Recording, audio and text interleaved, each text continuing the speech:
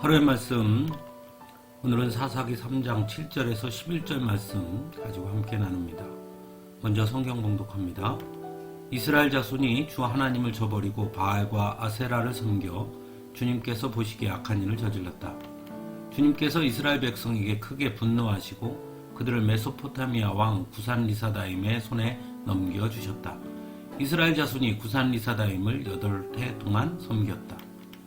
이스라엘 자손이 주님께 울부짖으니 주님께서 그들을 구하여 주시려고 이스라엘 자손 가운데서 한 구원자를 세우셨는데 그가 곧 갈렙의 아우 그나스의 아들인 온니엘이다.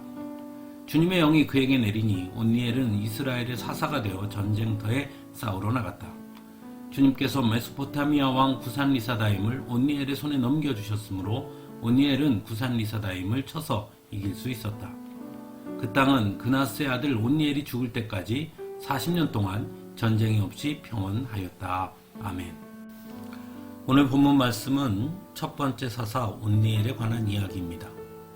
이스라엘 자손이 하나님을 저버리고 바알과 아세라를 섬겨 주님께서 보시기에 악한 일을 저질렀습니다.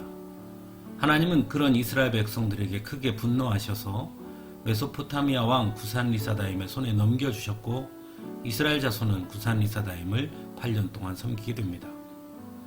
결국 이스라엘 백성들은 그제서야 자신들의 잘못을 깨닫고 하나님께 울부짖습니다. 그런 이스라엘 자손들의 부르짖음에 하나님은 구원자를 세워주셨는데 그가 바로 온니엘입니다. 온니엘은 갈렙의 아우 그나스의 아들이었습니다. 여호수아 15장에 의하면 갈렙이 드비를 치러 올라갈 때 누구든지 드비를 정복하는 자에게는 자신의 딸을 주겠다고 선언했고 그때 드비를 정복하여 갈렙의 딸 악사를 얻었던 사람이 바로 온니엘입니다. 하나님은 바로 그 온니엘을 첫 번째 사사로 부르신 것입니다. 그리고 온니엘은 사사가 되어 전쟁터에 나아가서 결국 승리를 거두고 이스라엘 백성들을 구원하게 됩니다. 그리고 온니엘이 죽을 때까지 40년 동안 전쟁이 없이 평온하였다고 성경은 전하고 있습니다. 온니엘의 이야기를 통해 우리는 몇 가지를 생각해 보게 됩니다. 먼저 하나님께서 온니엘을 첫 번째 사사로 택하신 이유를 생각해 볼 수 있습니다. 앞에서 살펴본 것처럼 온니엘은 여호수아 15장의 내용을 보면 그는 하나님의 약속을 믿고 두려움 없이 나아가는 사람이었음을 알 수 있습니다. 8년 동안 자신들을 다스리던 메소포타미아 왕 구산리사다임과 맞서 싸운다는 것은 결코 쉬운 일이 아니었을 것입니다.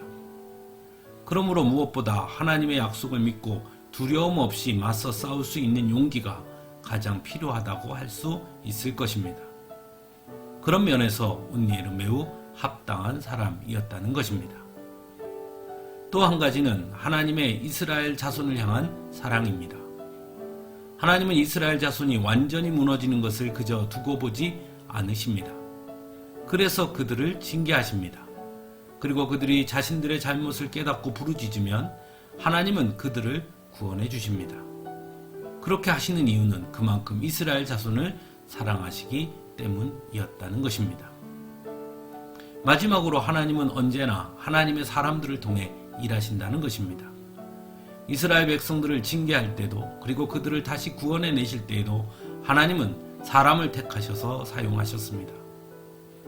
온니엘도 그렇게 하나님께 쓰임받은 사람 중에 한 사람인 것입니다. 그리고 하나님은 지금도 여전히 하나님의 일꾼으로 쓰시고자 우리를 부르셨다는 것입니다. 사랑하는 성도 여러분, 우리는 하나님의 택함을 받은 사람이라는 것을 잊지 말아야 합니다.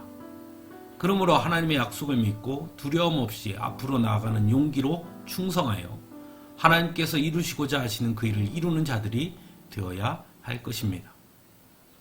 그리고 무엇보다 잊지 말아야 할 것은 하나님은 여전히 우리를 너무나도 사랑하신다는 것을 잊지 말아야 할 것입니다. 함께 기도하겠습니다.